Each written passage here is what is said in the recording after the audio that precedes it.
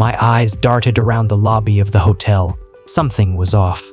Something didn't look right, but what?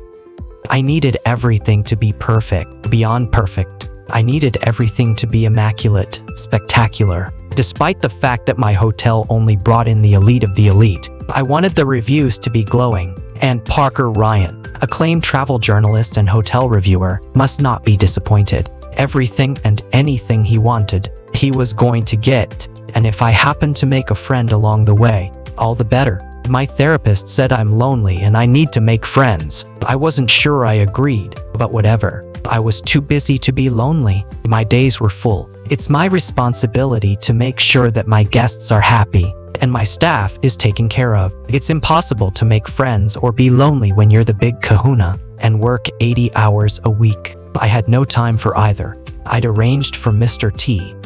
Ryan to stay in the most luxurious villa, the presidential villa. He'd get daily massages, deep-sea sport fishing with our best guide, a sunrise hike up to the Belvedere lookout, tableside dinners by the executive chef, and, if he was up for it, spearfishing, parasailing, and skydiving, with yours truly. Yes, everything must be perfect. I needed to impress Parker Ryan, and I needed to impress him big time. It didn't matter that my resort was one of the most sought-after holiday spots in the entire world, and that only the elite 1% of the population could afford to come here, to the tropical island haven of Moorea.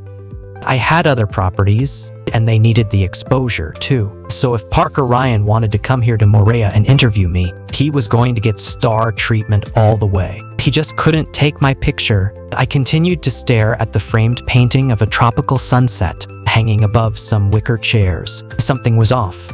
There was imperfection afoot. Aha! It was crooked. I hustled over and fixed it. Then I noticed some dust on the top of the frame. Using the handkerchief from my breast pocket, I began to dust, muttering to myself. I took to dusting the entire sitting area. This is not my fucking job. Where is housekeeping? Probably off doing their job.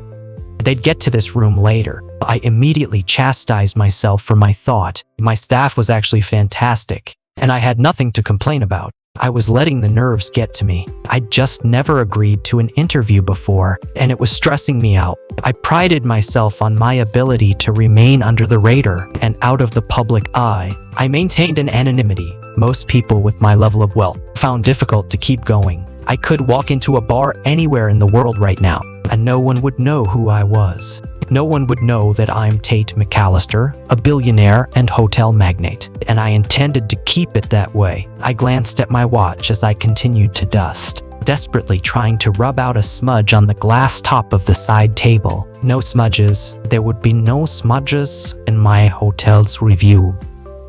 None. Shit. It was closing in on go time. Mr. Ryan was going to be here soon. Damn it. I lifted my head up from the glass and was dumbstruck. A vision. She was illuminated like a red-headed angel with the afternoon sun glowing around her, in an ethereal halo as she sashayed her way in through the open doors. The warm breeze snagged the hem of her skirt and flipped it into a jet stream of ivory. Behind her, while dark crimson tendrils got swept up on another sudden gust and danced around her head like an arc of fire, she made a half-hearted attempt to tame her wild mane. But then, when her efforts proved futile, she gave up. When she stepped farther into the lobby and out of the sun's radiance, I was suddenly sent into a fit of panic. Her face was nearly as red as her hair, and her eyes were filled with time. What could only be described as white-hot, seething rage. Without a second thought, I raced up to her. Hello, and welcome to the Windward Hibiscus Hotel. Is there anything I can help you with? Blue eyes, the same color as the crystal clear ocean outside, flashed up at me, full of flames. And something else. Yes! She said with a huff, her perfect little freckle-covered nose lifting into the air just a touch. You can take me into the nearest broom closet and fuck me senseless.